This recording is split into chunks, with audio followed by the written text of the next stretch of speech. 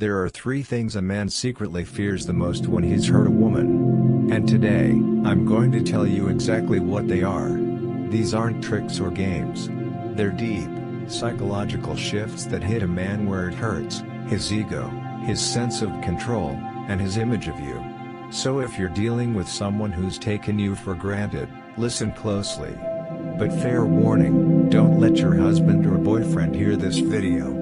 It might just wake him up in ways he's not ready for. Let's start with the first one: silence that comes from disappointment. Not the silence that's meant to provoke. Not the kind that comes with dramatic exits or emotional explosions. I'm talking about a quiet that comes from genuine exhaustion. When you're done fighting. When you've said everything and he still didn't change.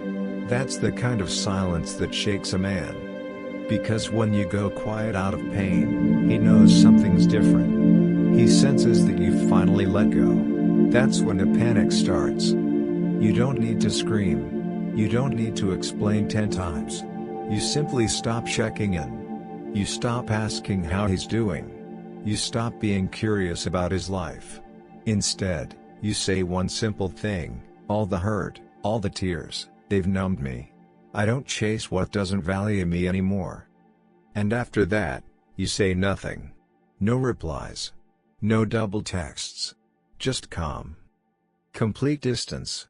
That kind of detachment hits different.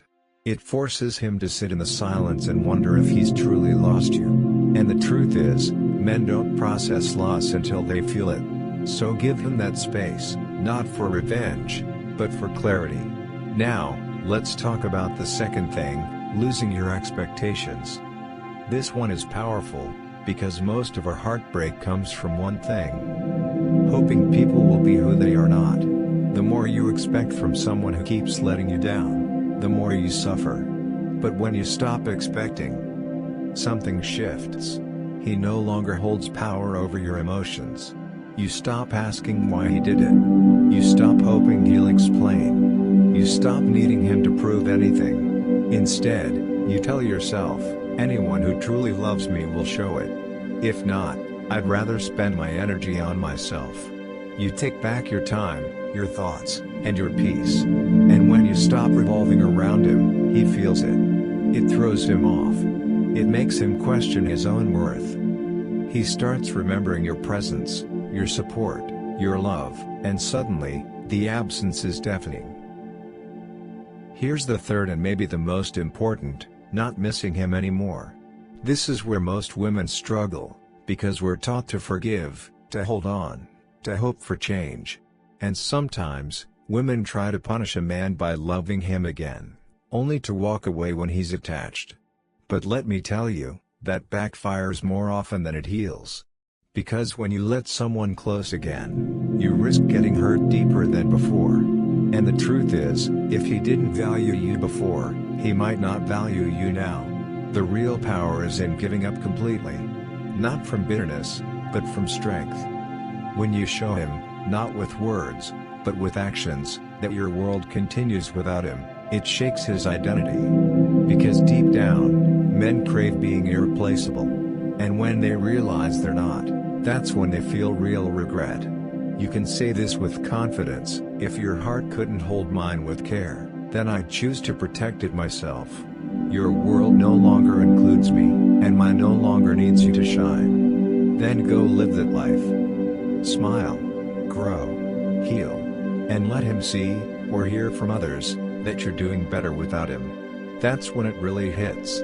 Now, before I go on, I want you to remember something important. This video isn't about hurting anyone. It's about awakening your power. Because when you stop chasing love from the outside and start rebuilding it from the inside, you become unstoppable. There's a reason some men come back years later, still thinking about you. It's not because of what you said. It's because of who you became. So stop trying to prove your worth to people who couldn't see it. Don't lose yourself trying to be the perfect girlfriend, wife, or partner. You are not just here to be someone's support system. You are here to thrive on your own. And here's a truth no one tells you: the women who were most often hurt are not the ones who love too little. They're the ones who don't love themselves enough to walk away when they should. So from today on, make this promise to yourself: you'll love deeply, but you'll love wisely.